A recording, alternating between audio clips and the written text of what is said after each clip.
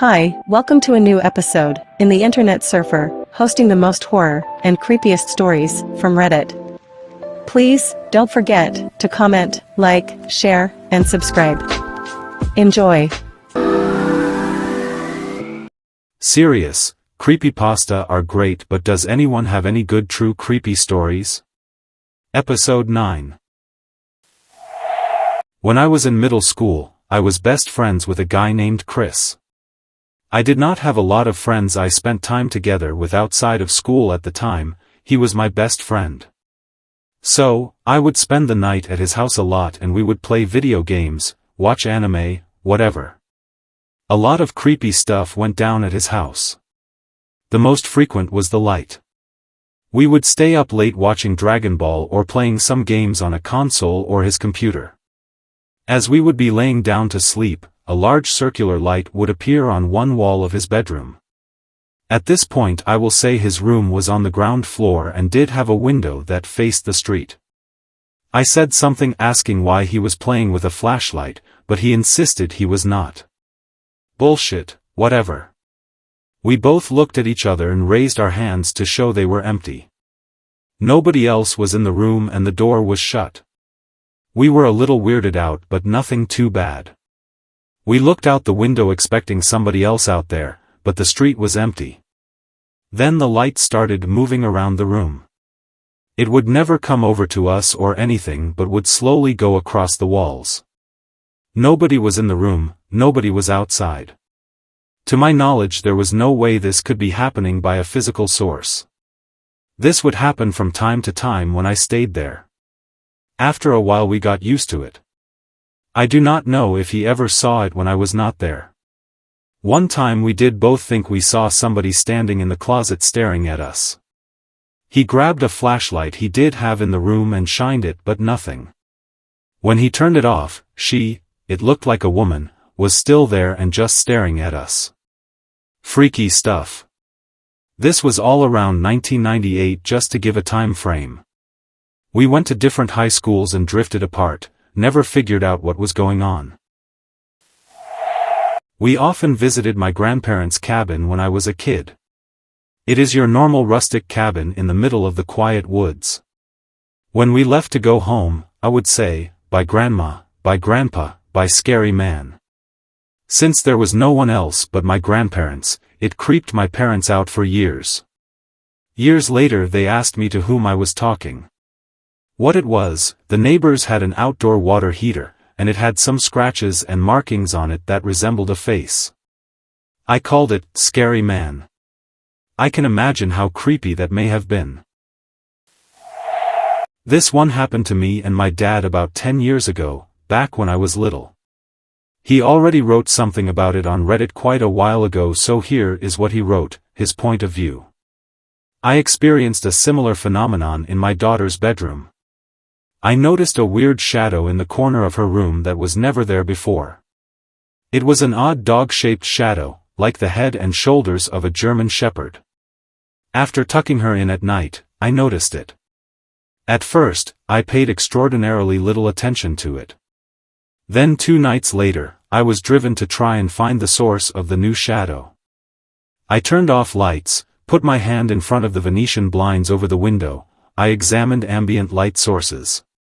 Nothing either affected the shadow or allowed me to trace its source. It was bizarre. But I still was not terribly spooked. Then one night, I found myself sleeping in my daughter's bed, after her brother kicked me out of my own bed, after snuggling in between my wife and I. My daughter was away with her grandparents camping, so I took her bed. At around 3 in the morning, my foot brushed the wall, near the shadow. For some reason, my body recoiled as if some instinctive, visceral impulse were telling me not to touch it. It was so jarring that I woke up a little bit. Only after that did I become more suspicious about the strange new shadow. I felt as if my subconscious, but no, not my subconscious. Something deeper and more primitive, was warning me about its true nature. I instantly dismissed this paranoid thought. But it resurfaced the next night, when my daughter came home, and I was tucking her in. She said apropos of nothing, have you noticed that shadow there? The one in the corner? I have never noticed it before. But it's been here since last week. I was stunned that she, too, had recognized that it was new. Like myself, she could not determine its source. It was just suddenly there. I carried out my duty as a parent and pretended as if it was nothing. Just a trick of light, I said. I paid it no more attention and encouraged her to do the same. Then a few nights later, I was unsettled yet again, when, just as mysteriously as it appeared, it vanished. No furniture was different in her room. Same Venetian blinds. Same light fixtures. Same everything. But now suddenly, the shadow was gone. What was it? What created it? Why did my body, quite apart from my conscious mind, recoil when my foot brushed it? I'm a grown-ass man and I'm still perplexed by it. It creeped me out as a kid and I knew that it was not light tricks. I remember trying to do the same thing he did, and nothing had happened to it. The bizarre thing was its shape. As mentioned earlier, it was shaped like the head and shoulders of a German shepherd and it was about 4 feet tall, seeming to be somehow projected from the corner of my bed tucked into the corner of the wall. A while back there was a family that moved in next door to my family. They had a son who was just twisted. He was obsessive over slasher movies and always wanted me to talk about stuff that happened during my time serving in Vietnam that no normal person would want to hear. Loved tormenting stray animals. This guy was a whack job. He was 19 at the time and my daughter was 7, but he always wanted to talk to her. He would strike up a conversation with her when she walked home from school, he would talk over the fence at her when she was playing in the back, but what really set me off was when he called our house looking to speak with her. That was it. I went over and flipped stuff at him and his parents, told him to stay the hell away from her and I would better not even see him again. That is when it got weird. My daughter was always a little imaginative and paranoid, would think there were monsters under her bed and whatnot, so when she told me there was something living in her closet and she was too scared to get up and tell us at night, but it wasn't there in the daytime, we blew it off as no big deal. A few weeks went by and one night my wife and daughter were staying at my mother's for a girls' night, so I turned the key on the HBO box and watched me some movies, falling asleep downstairs. At like 2 a.m. I get a call from my neighbor with the creepy son that went something like, "We saw that you were up, so we called. Our son is missing." I went by his room to use the bathroom and his door was open, which is not usual. He was a private person, and there was no sign of him. "We need help looking for him." It was a small town, which is just how it was.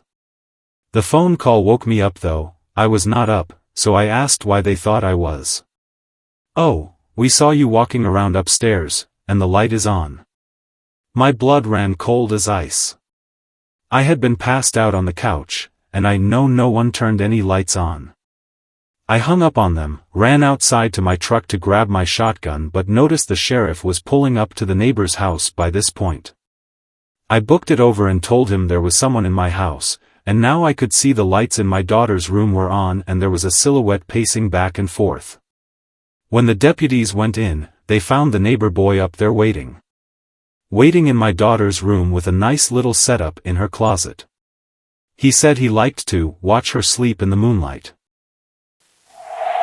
I was 4-ish years old when my parents took us up to Wisconsin to visit my grandma's family. We stayed at this hotel. I do not know the name of it, but it had an awesome pool. I always loved to swim, so I spent most of the trip in the pool, playing with this other girl I met there. I do not remember what she looked like, but I remember having a friend at the pool who I would play and talk with, which was nice because my little brother was too small to swim and there were not any other kids in the family we were visiting.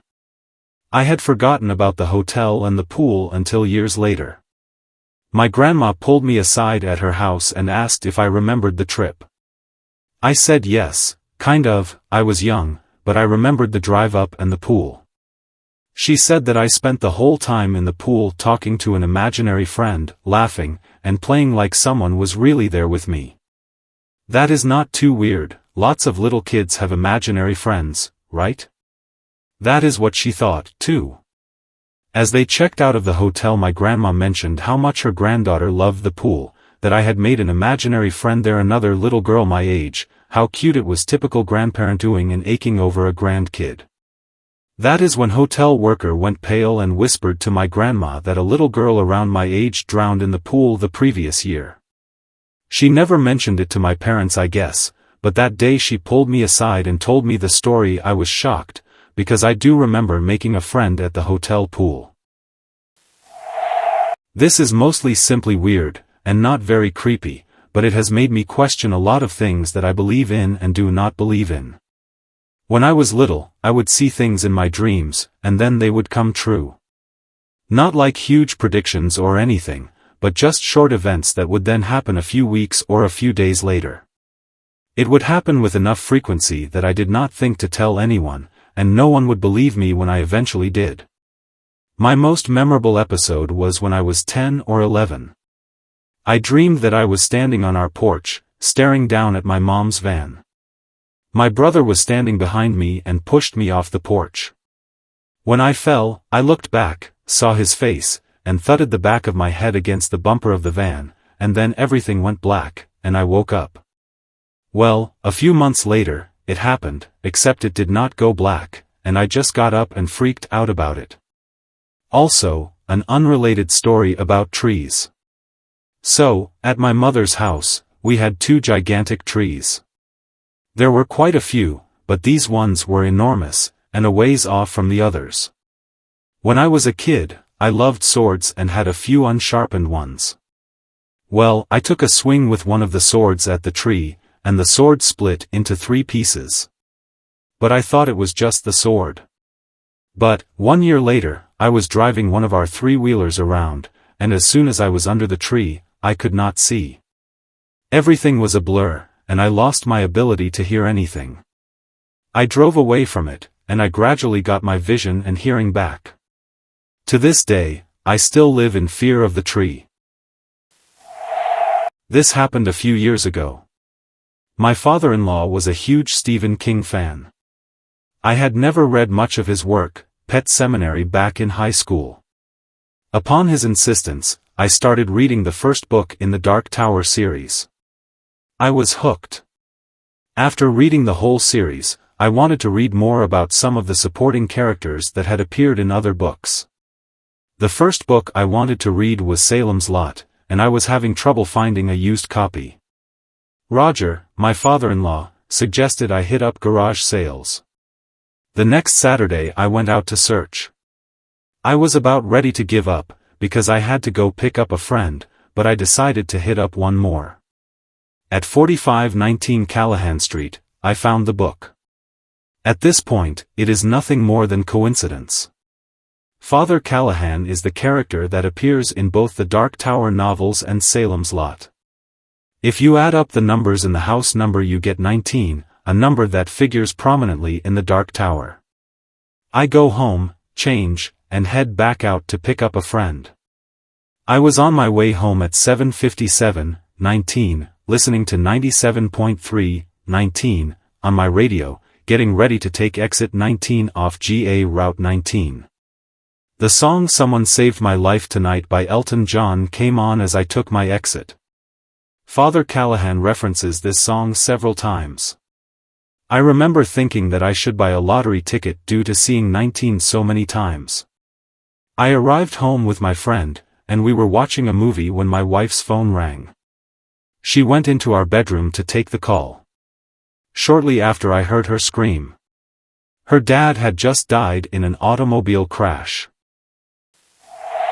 10 years ago, when Zanga was a thing, I would be on the computer at my grandparents' house. They own an old Victorian house, and the front of the house has 3 living rooms in the shape of an upside-down L, and a foyer to connect the 2 corner living rooms. The computer is in the middle room. I usually shut the doors to the front one because the house is huge. I hated seeing things out of the corner of my eyes, which I felt I did a lot more at a younger age than I do now when I'm here. Anyway, doors shut. I hear something banging on the window of that room. There is a front door in the room that I was in, with a wraparound porch to the other side of the front room, so I walk out. Nothing is there. Go back inside, more computer games blah blah. The doors start moving as if someone is trying to open it. I was home alone. The man screaming in the headset. One night my friend and I had been working through some Spec Op achievement on MW3. We were waiting for the wave of enemies, and both had not been talking while we waited. My friend then says, "Stop doing that. It's creeping me out." I was sitting quietly so I asked, "Stop doing what?" "I'm not doing anything." He thought I was messing with him and simply asked to knock it off. Wave hits in game and he says, "Seriously. Whatever you are up to, quit it." I assured him I was not doing anything and to explain what he was talking about. "It sounds like a man screaming through your headset." I immediately become terrified. I pull my headset off and look around me, listen for someone being loud outside, and the mic was catching it. Nothing, dead silence. I ask him if he was sure it was not the game. "No, it sounds like a man screaming for his life and it's coming through your headset." I tell him there is nothing that could be making that sound from my end. We are both creeped out at this point, but it does not happen again, so we slowly forgot about it. A while later I hear an irregular clicking sound, sounds like my friend's headset is picking up static, and then I heard it. A man screaming. I freak out, explain that I heard it, and we both agreed to ditch our late-night achievement hunting and get off the game. I know my friend, I know he was not playing a prank on me. We were both genuinely bothered by the situation. One of the creepiest and most unexplained things I have ever experienced. Warning. Wall of text ink, but this is true and still bothers me to this day. My mother and I like going for walks together, even if the weather is not entirely the best. One autumn evening about 4 or 5 years ago, I would be 21 or 22, we decided to go for a walk on the local walking path in the Minnesota woods near our home. It was cloudy, a bit late in the evening. A little windy and just spitting rain, but we went anyway. As we walked at decent speed since it was quite chilly. We noticed no one else on the path, which we guessed was just due to the weather, and that was fine.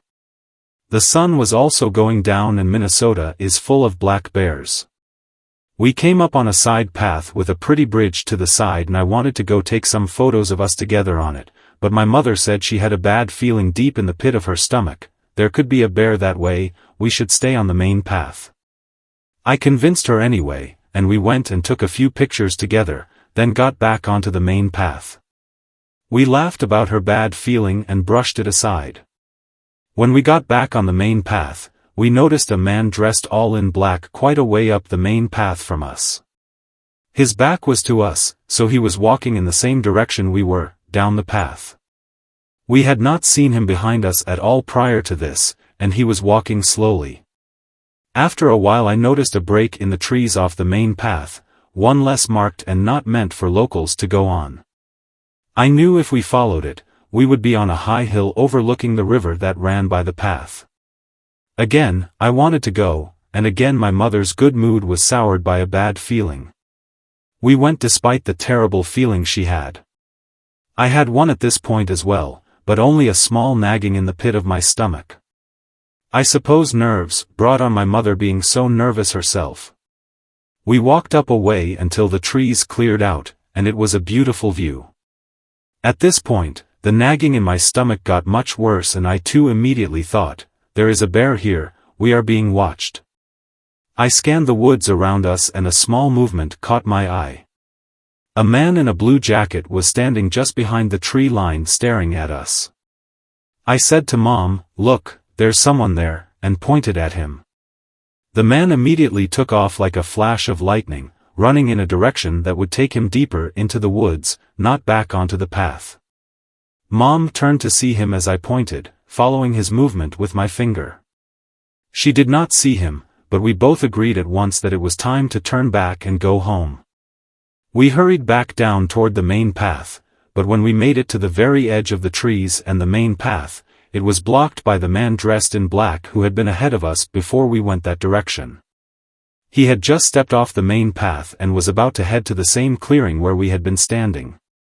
When he saw us coming, he turned around on a dime, so fast I did not even see his face, and started walking hurriedly back in the same direction he had been before. We ran out of the path and got into the car, drove to the other end of the path, where the man in black would be exiting. We saw him coming, but when he saw the car, he turned again and started walking the other direction. We went back to the other side and waited, but he never showed up. To this day those two men were conspiring, and that if we had stayed even a moment longer, we may have ended up in that river, dead. I thank my gut feeling and always listen when it begins to gnaw at my insides in warning, and I suggest everyone else does too. During my younger years I worked as an ME's assistant in a small town out in the bookies. We had little to do, mostly car accidents, the odd workplace death, once or twice a suicide, and, of course, anyone dying in medical care because that is the law. As death professionals we are the least superstitious people on the planet. We know that dead people are dead, we do not have the usual fear of bodies and gore, and those who come to us as fresh new employees shed whatever fears they have or move on quickly. One evening we received a freshly deceased male in his late 50s. The man had been hauling freight from Galveston up into the heartland on an 18-wheeler, apparently done his body no service with a mix of trucker speed, smokes, fatty diner foods, and beer by the barrel, and one night it all just caved in on him, leading to the cleaning staff of the motel he'd stayed at finding him when he didn't check out in time. The autopsy had already happened a few days ago, cause of death was determined, and he had been moved to one of the walk-in coolers we used to store bodies for transport home.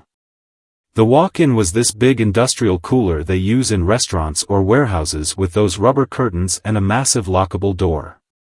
I grabbed the key from the ring to tag the body and bag it for transport. We bagged everybody back then because Southwest Airlines was our main air transport and they did not have the pressure boxes bodies get put into to prevent air seepage. The picker-upper was on his way and I had 30 minutes to get everything done, paperwork, tagging, double-checking we had the right person, all that.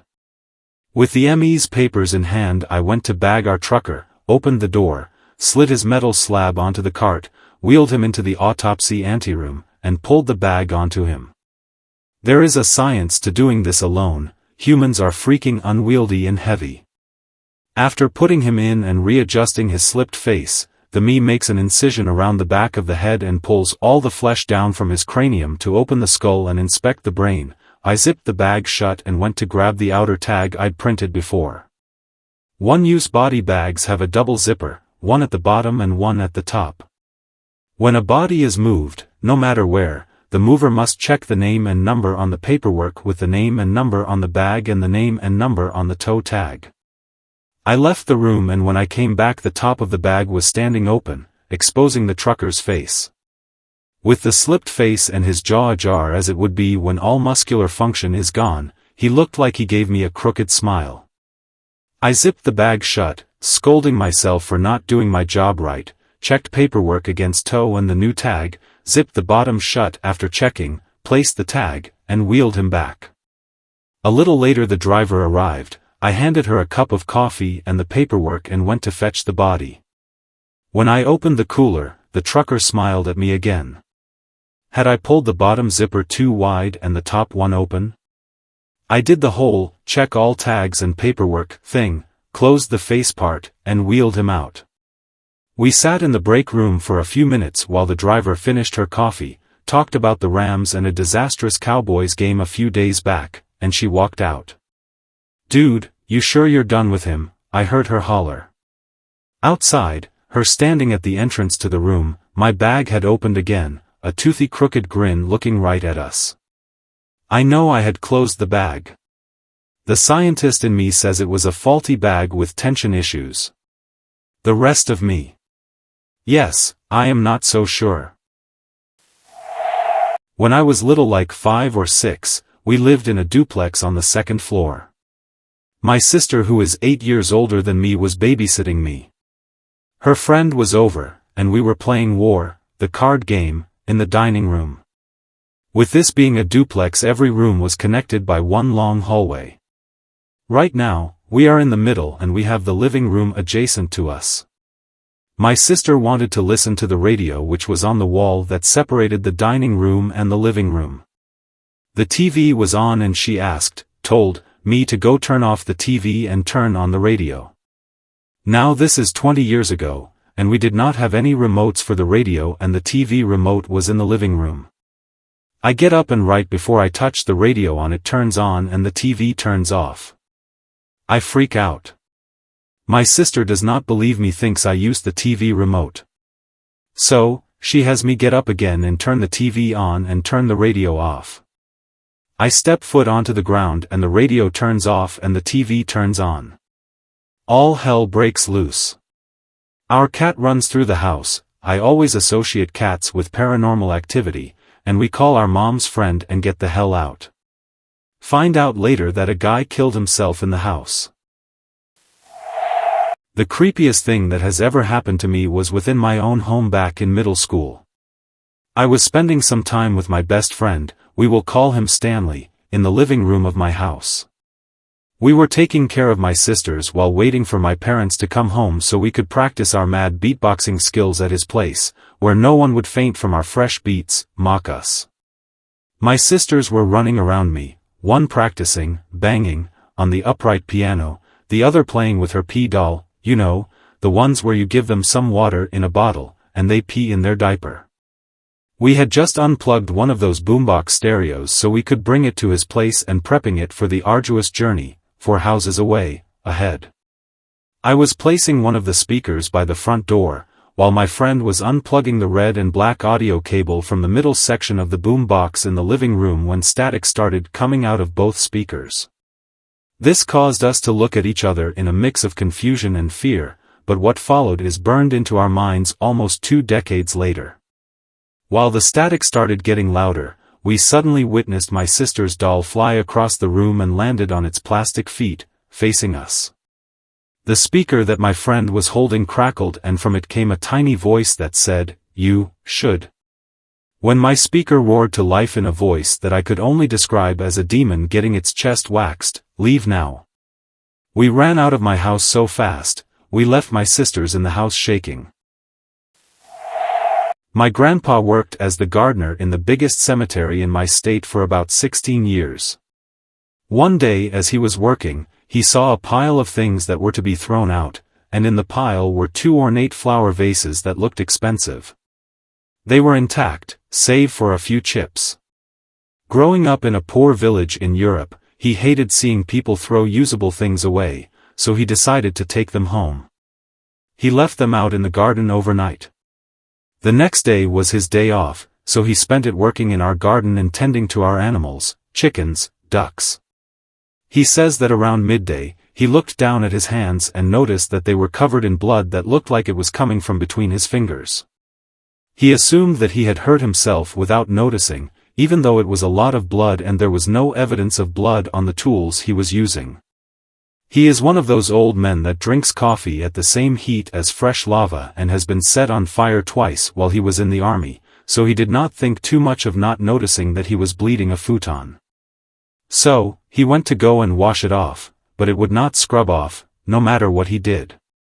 He also says that this is when he noticed that the blood was not dried, rather, he was still bleeding. Worried, he showed my grandma, who is extremely superstitious and was a nun for a good 5 or so years, who promptly lost her stuff when she noticed the vases he had brought home from work. She berated him into taking them back to work, which he did that afternoon. He says that next time he looked at his hands, there was no trace of blood on them at all. Thanks for watching. Please comment, like, share and subscribe. The Internet Surfer on YouTube for more horror and scary stories.